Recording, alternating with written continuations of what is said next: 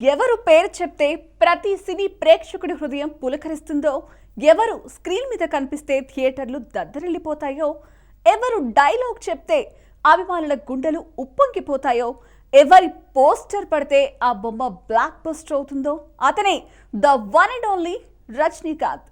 దేశాలకు సరిహద్దులుంటాయి, కానీ రజనీకి ఉన్న ఫ్యాన్ ఫాలోయింగ్కి ఈ భూ ప్రపంచమే హద్దు. పేరుకతను సౌత్ ఇండియన్ సూపర్ స్టార్, కానీ ఈస్ట్, వెస్ట్, నార్త్, సౌత్ ప్రాంతం ఏదైనా, అమెరికా, జపాన్, యూరప్, ఆస్ట్రేలియా, ఇలా దేశాలు ఏవైనా రజనీకాంత్ తెలియని సినీ ప్రేక్షకులుంటారు. ఎన్నో భాషల్లో ఎంతో మంది సినిమా హీరోలున్నా రజనీకాంత్ అంటే కులం, మతం, ప్రాంతం, వర్గం వీటన్నిటికీ అతీతంగా చిన్నవారి నుంచి పెద్దవాళ్ల వరకు అందరూ అభిమానించే, ఆరాధించే అరుదైన కథానాయకుడు one and only super star Rajinikanth. Silver screen మీద 100 మంది విలన్లను సింగిల్ హ్యాండ్తో చితక్కొట్టగలడు. తల్లిదండ్రుల మాటని జవదాటని ఒక మంచి కొడుకుగా వినయంగా ఉంటాడు. తన దారి రహదారి, better don't come in my way అంటూ శత్రువులకి వార్నింగ్ ఇచ్చినా అతనికే చెల్లుతుంది. ఒక్కసారి చెప్తే 100 సార్లు చెప్పినంత పవర్ఫుల్గా డైలాగ్ చెప్పగల ధీరుడతడు. వెండి తెర మీద రజనీకాంత్ ఆవిష్కరించని పాత్ర లేదు, అతని చేయని అద్భుతం లేదు, అతను సాధించని విజయం లేదు, అతను గెలవని బాట లేదు. ఒక్క మాటలో చెప్పాలంటే రజనీకాంత్కి అసాధ్యమైంది ఏదీ లేదు.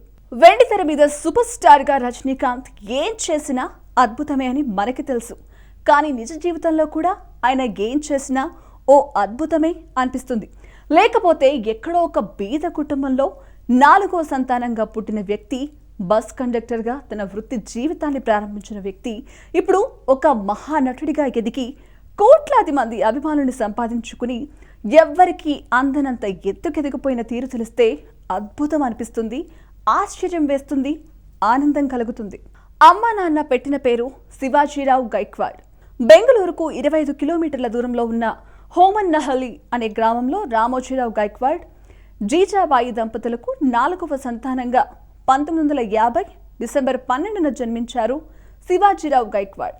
నల్లగా పీలగా ఉండే శివాజీరావుని చుట్టుపక్కల వాళ్ళు హేళన చేస్తూ ఆట పట్టించేవాళ్ళు. 10వ ఏట తల్లి జీజాబాయి అనారోగ్యంతో మరణించింది. తల్లి మరణంతో రజనీ బాల్యం అదుపు తప్పింది. క్షణికావేశం, కోపం, నిర్లక్ష్యం, బలాదూరుగా పోకిరిగా తిరిగేవాడు. బెంగళూరులో చిన్న చిత్తగా ఉద్యోగాలు చేసిన స్థిరత్వం లేకపోవడంతో రజనీ తండ్రి తన మిత్రుడి ద్వారా బెంగళూరులోని బస్ కండక్టర్గా నెలకు 150 రూపాయల జీతంతో జాబ్లో జాయిన్ చేయించారు. కండక్టర్గా పనిచేసే బస్లో రాజ్ బహదూర్ డ్రైవర్గా ఉండేవారు. రజనీ టికెట్స్ ఇచ్చే విధానం, స్పీడ్, స్టైల్ని గమనించిన డ్రైవర్ రాజా బహదూర్ ఫిల్మ్ ఇన్స్టిట్యూట్లో చేరి సినిమాల్లో ప్రయత్నించమని ప్రోత్సహించారు. ఓసారి నాటకంలో దుర్యోధనుడి పాత్రలో రజనీని చూసిన అతని స్నేహితుడు రాజ్ బహదూర్ ఆ నటనకు మంత్రముగ్ధుడై డబ్బులిచ్చి మరీ శివాజీని మద్రాస్ పంపించారు. ఆనాడు శివాజీగా అతను ప్రారంభించిన ప్రయాణం ఎంతో దూరం సాగుతూ ఈనాడు మన దేశంలోనే సినిమా రంగానికి సంబంధించిన అత్యుత్తమమైన పురస్కారం దాదాసాహెబ్ ఫాల్కే వరకు వచ్చింది. చెప్పులరిగేలా స్టూడియోల చుట్టూ తిరిగిన శివాజీ చాలా కష్టాలు ఎదుర్కొన్నాడు. ఆర్థిక ఇబ్బందుల వల్ల ఇక లాభం లేదని ఊరెళ్లిపోయే సమయంలో శ్రీ రాఘవేంద్ర స్వామి చిత్రపటాన్ని చూసి రజనీలో ఉన్న నిరాశ, నిస్పృహలు చెల్లాచెదురైపోయి ముందుకు కదిలారు. అంతే, బాలచందర్ దర్శకత్వంలో అపూర్వ రాగాంగంలో తీసే సినిమాలో తొలి అవకాశం వచ్చింది. అప్పటికే సినిమాల్లో మహానటుడు శివాజీ గణేశన్ ఉండడంతో శివాజీరావుకు రజనీకాంత్ అని గురువు బాలచందరే నామకరణం చేశారు. కన్నడ ప్రాంతంలో పుట్టి పెరిగిన ఒక మరాఠీ వ్యక్తి తమిళ చిత్రసీమలో తొలిసారి మెరిసి ప్రేక్షకులను మెప్పించిన సందర్భం అది. తొలి చిత్రం అపూర్వ రాగాంగల్, తర్వాత 2వ సినిమా కన్నడం, 3వ సినిమా తెలుగులో నటించి ప్రేక్షకుల అభిమానాన్ని పొందిన రజనీ భైరవి మూవీతో సూపర్ స్టార్గా మారారు. ఆ తర్వాత దళపతి, భాష, ముత్తు సినిమాలతో సౌత్ ఇండియన్ సూపర్ స్టార్గా మారారు. ఈ భాష ఒక్కసారి చెప్తే 100 సార్లు చెప్పినట్టే. అతిగా ఆశపడే ఆడది, ఆవేశపడే మగాడు సుఖపడినట్లు చరిత్రలో లేదు. నా దారి రహదారి, better don't come in my way. దేవుడు శాసించాడు, అరుణాచలం పాటించాడు. ఈ డైలాగ్స్ రజనీకాంత్ నోటి నుంచి వస్తే ఈలలు వేయాల్సిందే. ఇప్పటి వరకు రజనీకాంత్ వివిధ భాషల్లో 164 చిత్రాలు నటించారు. భైరవి సినిమా నుంచే రజనీకాంత్ పేరు ముందు సూపర్ స్టార్ అని వేశారు. ఆ తర్వాత ఆయన వెనుతిరిగి చూసుకోవాల్సిన పనే లేకుండా పోయింది. 1990లో వచ్చిన దళపతి మూవీ రజనీని తమిళ, తెలుగు ప్రేక్షకులకు మరింత దగ్గర చేసింది. తర్వాత రజనీకాంత్ చేసిన భాషా మూవీ కమర్షియల్ హిట్ కొట్టి ట్రెండ్ సెట్ మూవీగా ఫ్యాన్ ఫాలోయింగ్ ని పెంచి రజనీకి ఇండియన్ సూపర్ స్టార్ హోదాను తెచ్చిపెట్టింది. భాషా సినిమా రజనీకాంత్ కెరీర్ లో ఒక మైల్ స్టోన్ మూవీ. ఆ సినిమాలో మాఫియా డాన్ మాణిక్యంగా, ఆటో డ్రైవర్ భాషగా 2 షేడ్స్ ఉన్న క్యారెక్టర్లో రజనీకాంత్ ప్రదర్శించిన అసమానమైన నటనకు ప్రేక్షకులు బ్రహ్మరథం పట్టారు.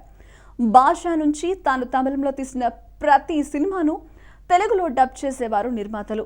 ఆ తర్వాత చేసిన ముత్తు సినిమా చైనా, జపాన్ వంటి దేశాల్లో కూడా అభిమానులు తెచ్చిపెట్టింది.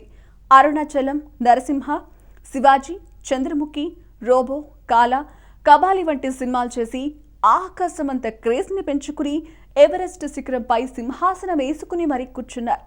1983లో అంధా కానూన్ అనే సినిమాతో బాలీవుడ్ ఎంట్రీ ఇచ్చి అమితాబ్ వంటి అగ్రనటులతో స్క్రీన్ ని షేర్ చేసుకున్నారు.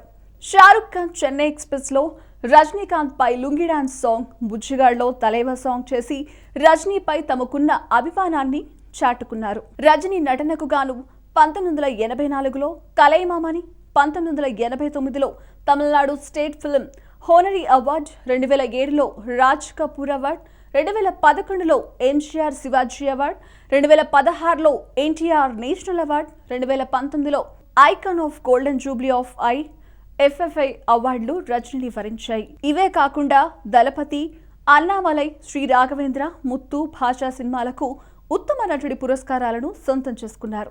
రజనీకాంత్ ని ఇప్పటికే ఎన్నో అవార్డులు వరించాయి. భారతీయ సినిమా రంగానికి రజనీకాంత్ చేసిన సేవలకు గాను 2000 సంవత్సరంలో పద్మభూషణ్ అవార్డు అందించిన కేంద్ర ప్రభుత్వం ఆ తర్వాత 2016లో పద్మవిభూషణ్ అవార్డును సైతం అందించి ఆయనను సన్మానించి గౌరవించింది. సూపర్ స్టార్ రజనీకాంత్ కు కేంద్ర ప్రభుత్వం ప్రతిష్టాత్మక దాదాసాహెబ్ ఫాల్కే అవార్డును కూడా ప్రకటించింది. ఓ నటుడిగా, నిర్మాతగా, స్క్రీన్ రైటర్గా చిత్ర పరిశ్రమకు ఆయన చేసిన సేవలు అద్భుతం. ఇది భారతీయ సినిమాకే పండుగ రోజు. రజనీకాంత్కి దాదాసాహెబ్ ఫాల్కే అవార్డు దక్కడం అంటే భారతీయ సినిమా గర్వించే గొప్ప రోజు.